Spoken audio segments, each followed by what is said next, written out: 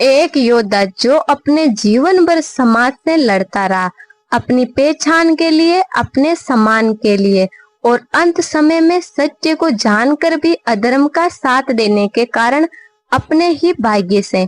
इस वीडियो में आप सुनेंगे कर्ण और श्री कृष्ण के बीच हुआ वे अंतिम संवाद, जो केवल एक संवाद नहीं था बल्कि धर्म, अधर्म, समाज, जाति और आत्मबोध पर आधारित एक गढ़ प्रश्नोत्तरी थी।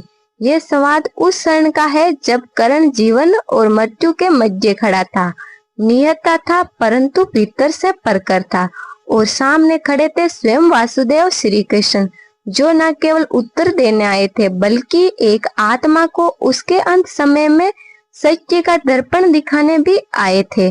कर्ण ने कहा, वासुदेव, आज मेरे जीवन का अंतिम सूर्य अस्त हो रहा है। अर्जुन के साथ मेरा निर्णायक संग्राम, मेरे समर्पण का अंतिम प्रमाण। परंतु जिस क्षण मेरी विद्या की आवश्यकता थी, वही क्षण वो मुझे विस्मृत हो गई।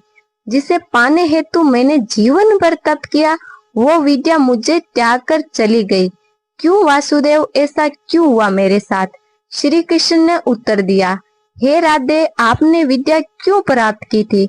क्या आपके हृदय में ये भावना थी कि इस ज्ञान से समाज को प्रकाश दूंगा, या ये केवल अर्जुन से श्रेष्ठ बनने की होड़ थी? जब ज्ञान को मनुष्य प्रतिशोध की अग्नि में पकाता है तो वे ज्ञान आत्मा का गुण नहीं बनता, वे मात्र बुद्धि का भार रह जाता है, और समय आने पर वही ज्ञान मनुष्य को छोड़ देता है। कर्ण ने कहा, परंतु वासुदेव, ये समाज, इसने मुझे शूद्र पुत्र कहकर ठुकराया, अपमानित किया, मेरे सामर्थ्य को कभी सम्मान नहीं किया। मैं कैसे ना करता प्रतिस्पर्धा? क्या मेरा अपराध था कि मैं शूद्र पुत्र जन्मा? क्या इस समाज को अधिकार है कि वे किसी को उसके भाग्य से वंचित करे? श्री कृष्ण ने उत्तर दिया, नहीं मित्र, ये समाज जब किसी को उसकी जाति, कुल या जन्म से आंकता है तो वह धर्म नहीं अधर्म करता है। परंतु आपकी पीड़ा को आपने शक्ति बनाया होता तो समाज में प्रकाश फैलता, पर आपने उस पीड़ा को क्रोध बनाया और क्रोध को दुर्योधन के चरणों में समर्पित कर दिया। कर्ण ने कहा, किंतु वासुदेव, दुर्योधन ही वे था जिसने मुझे सम्मान दिया, मुझे अंगराज बनाया। क्या मैं उसके उपकारों को भुला दूं? श्री कृष्ण ने उत्तर दिया, कौन सा उपकार अंगराज? क्या उसने समाज के अन्य वंचितों को भी वह अधिकार दिया? नहीं, उसने आपका उपयोग किया, आपके सामर्थ्य को एक हथियार बनाया। वे जानता था कि आपके हृदय में अर्जुन के लिए एक प्रतिद्वंद्विता है, और उसी अग्नि को हवा देकर उसने आपको बांध लिया। कर्ण ने कहा, तो क्या मेरा जीवन व्यर्थ गया वासुदेव? क्या मेरा सामर्थ्य कभी नहीं पहचाना जाएगा? श्री कृष्ण ने उत्तर दिया, हे राधे, जब एक निहत्था था, अकेला योद्धा युद्ध भूमि में धन से रथ के पहिए को निकालते हुए भी, विजय धनुष के बिना, विद्या के विस्मरण में भी अपने शत्रु के सम्मुख खड़ा हो तो वह अपने सामर्थ्य का सबसे बड़ा प्रमाण बन जाता है। कर्ण ने कहा, वासुदेव, मैं स्वीकार करता हूँ, मैंने धर्म के विरुद्ध खड़े होकर, द्रौपदी के अपमान में मौन रहकर, भाइयों के पुत्रों को मारकर, एक अधर्मी के साथ अपने जीवन को बांधकर स्वयं को खो दिया। श्री कृष्ण ने उत्तर दिया, हे अंगराज, आप जैसे योद्धा यदि धर्म के पक्ष में खड़े होते तो ये महायुद्ध कभी होता ही नहीं। गंगा पुत्र भीष्म, गुरु द्रोण और आप तीनों की निष्क्रियता ही इस युद्ध का मूल कारण है। धर्म जानने वाले जब मौन रहते हैं तो अधर्म अटैक करता है। कर्ण ने कहा, आपने सत्य कहा वासुदेव, इस समाज को जितनी हानि अधर्मियों से नहीं होती, उसे अधिक होती है धर्म के रक्षकों की चुप्पी से। वासुदेव, मेरा अंत निकट है, पर अब मेरा अंतर्मन शांत है, क्योंकि आपने मेरे अंत से पहले मुझे मेरा सत्य बता दिया। श्री कृष्ण ने शांत स्वर में कहा, जाओ मित्र, आज तुम मृत्यु को नहीं अपनी आत्मा को प्राप्त कर रहे हो। कर्ण की आंखें बंद हो गई। रथ का पहिया अब भी भूमि में धंसा था। कहानी यही खत्म नहीं होती। क्या सच में कर्ण ने मृत्यु से पहले दान में अपने दांत दिए थे? ऐसा क्यों? यहाँ तक कि कर्ण की मृत्यु के समय धरती पर सूर्य नहीं था। इस प्रकार के रहस्यों को जानने के लिए वीडियो में बने रहे। कर्ण ने मृत्यु से पहले दान में अपने दांत दिए थे। जब कर्ण भूमि पर घायल होकर पड़े थे, तब श्री कृष्ण ने एक ब्राह्मण का वेश धारण कर कर्ण से दान मांगा। कर्ण ने कहा, अब मेरे पास कुछ भी नहीं है। तब कृष्ण ने कहा, तुम्हारे पास अब भी तुम्हारे सोने के दांत है। तुरंत कर्ण ने एक पत्थर से अपने सोने के दांत तोड़े और उन्हें दान में दे दिया। ये प्रमाण है कि कर्ण ने मृत्यु तक दान नहीं छोड़ा। कर्ण की मृत्यु के समय धरती पर सूर्य नहीं था। कहा जाता है कि कर्ण की मृत्यु के समय सूर्य का तेज कुछ समय के लिए मंद पड़ गया था, क्योंकि सूर्य भी अपने पुत्र की पीड़ा से विचलित था। ये एक अलौकिक संकेत माना गया है कि एक धर्म का योद्धा का अंत हो रहा था। कर्ण की आत्मा को स्वयं श्री कृष्ण ने मुक्त किया था।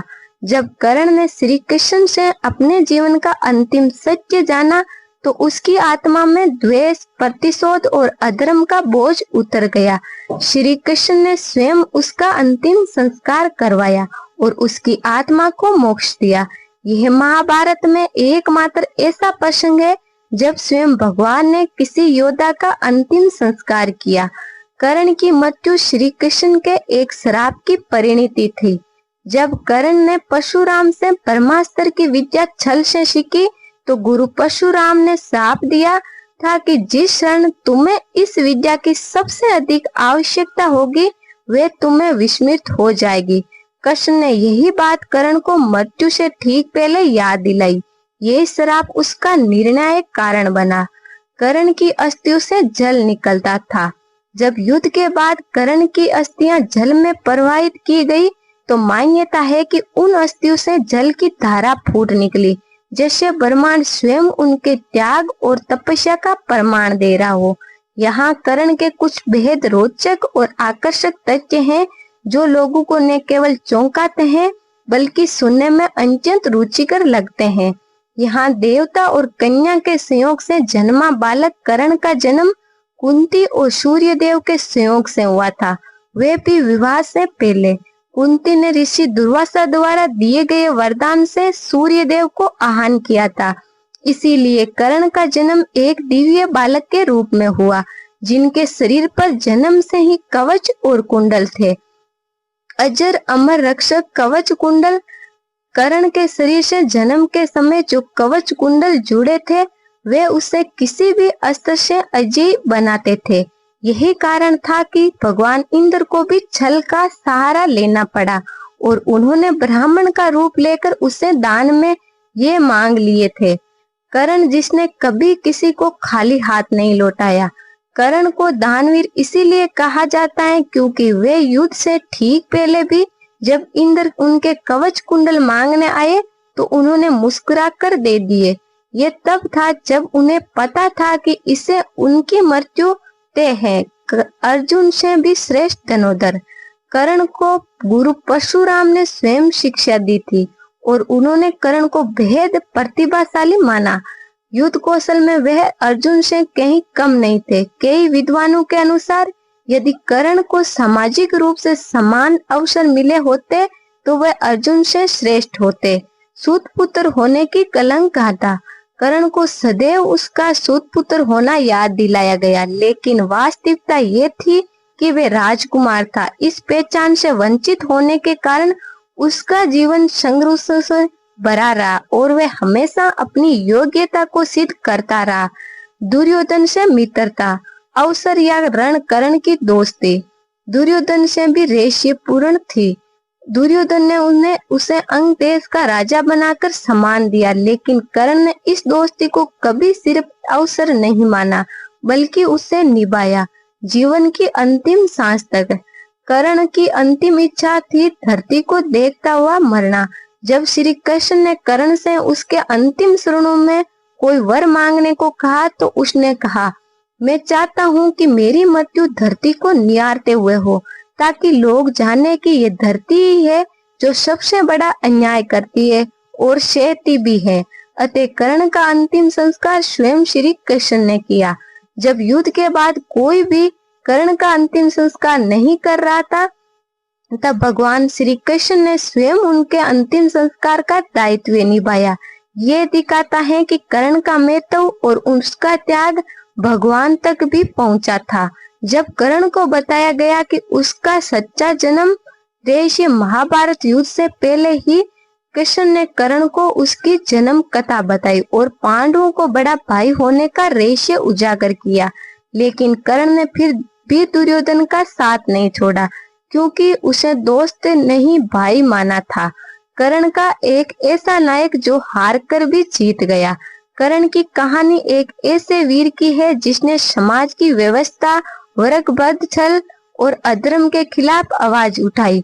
उसने अपना सारा जीवन स्वाभिमान और निष्ठा के नाम किया और युद्ध भूमि में मरकर भी अमर हो गया। महान योद्धा दानवीर कर्ण के लिए वीडियो को लाइक करें और चैनल को सब्सक्राइब करें।